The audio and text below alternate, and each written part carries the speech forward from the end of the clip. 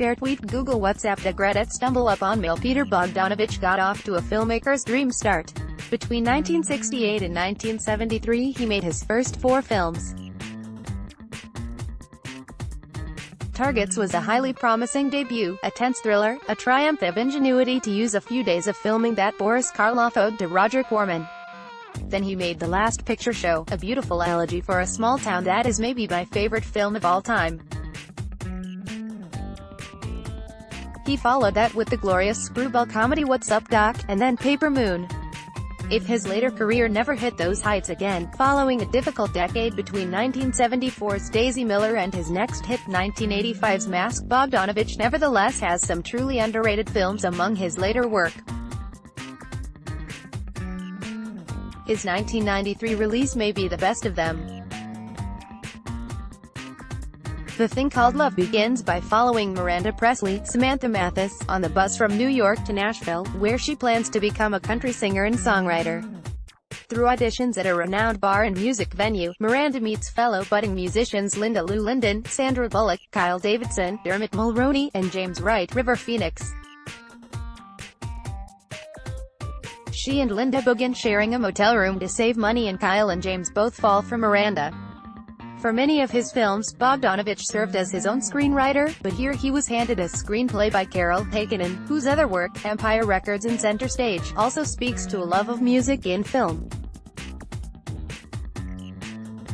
Apparently the reason that Bogdanovich was sought for this film was that the executive working on it at Paramount loved The Last Picture Show. At first the comparison seems a stretch, but what that film showed and what The Thing Called Love also benefits from is Bogdanovich's brilliance at portraying group dynamics and shifting relationships. This is the key element here, the completely believable relationships between the main characters and the different dynamics of them. While Miranda is definitely the main character, and Mathis appears in practically every scene of the film, there is nobody here who gets sidelined. Heikkinen and Bogdanovich treat all the characters' journeys with equal import and give each of them, even the initially cartoony Linda Lou, rounded personalities. In the short retrospective documentary on the film's DVD release, which is 4 minutes longer than the theatrical release and is the version I re-watched for this piece, several of the cast and crew note that there was a close, familial atmosphere on set, particularly between the 4 young leads, and we can feel that in the film. There is initially an easy chemistry between Phoenix and Mulroney, speaking to their friendship from working together on Silent Tongue, which allows us to invest more in the love triangle as the stakes feel higher than simply who will get the girl. The reverse is true between Miranda and Linda Lou. Miranda initially finds the perky southerner a bit wearing, but we see their closeness grow throughout the film. The key relationships are between Miranda and the guys.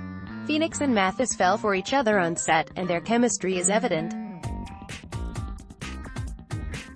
Bogdanovich notes that Phoenix had been anxious to kiss Mathis, and that comes through in their first romantic scene, which has an intimacy and a hunger that makes the relationship between these 2 characters, who often seem ill-suited to each other, credible.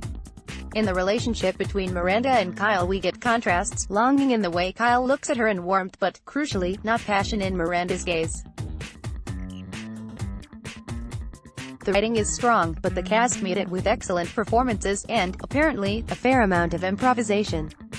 River Phoenix may be top-billed, but he's actually a more minor character for the first hour of the film. James is cool and quiet, and closer than his friends to lasting success, and that's part of what Miranda is drawn to in him. River Phoenix was always charismatic, but here he finds a little more darkness than usual, an air of mystery that draws us in much the way it does Miranda. Phoenix also had issues in his personal life at this time. He would live less than a year after shooting. Apparently he showed up high on the first day of the film, though Bogdanovich says he never disrupted filming again after that. There are a few hints that the drugs were beginning to have more serious effects, always sharp-featured. Here his face seems thinner than ever, at times a little sunken. It makes him look older than his years, which works for the character, but there are moments he looks ill. Whatever his off-screen issues, Phoenix is still dynamite on screen. He wrote one of the songs James sings and, like the rest of the cast, played and sung his own music, almost always live on the set.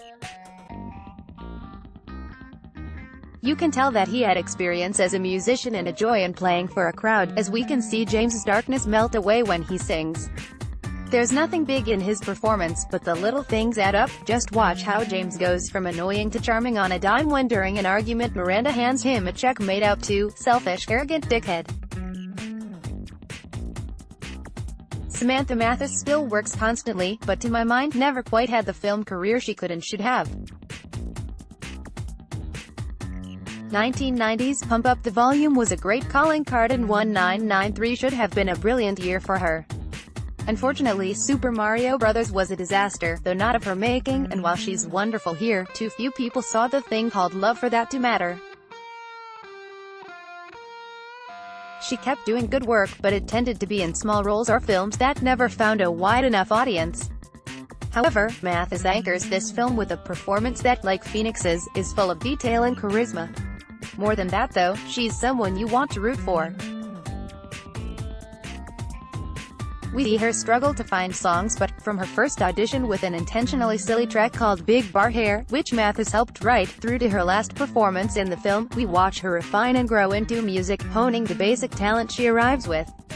Reportedly the least experienced musician before shooting started, Mathis nevertheless has a pretty singing voice, and that final performance gets a lump stuck in my throat whenever I watch it.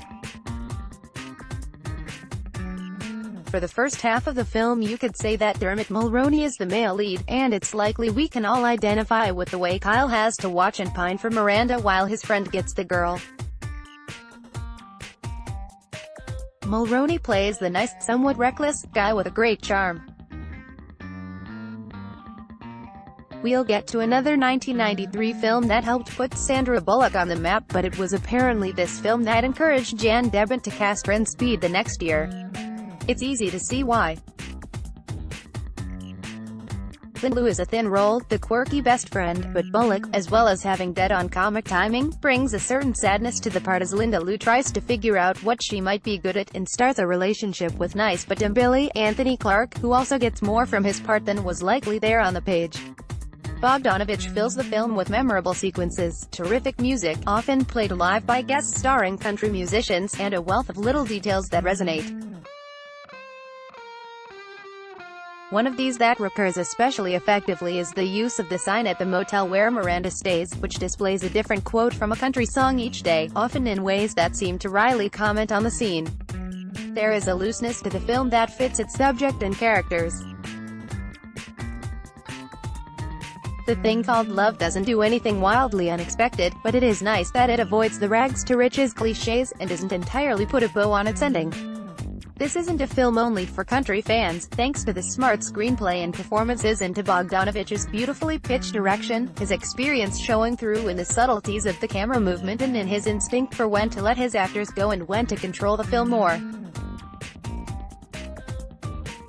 If you've not seen this one, I highly recommend you seek it out. It's one of 1993's genuine unsung gems.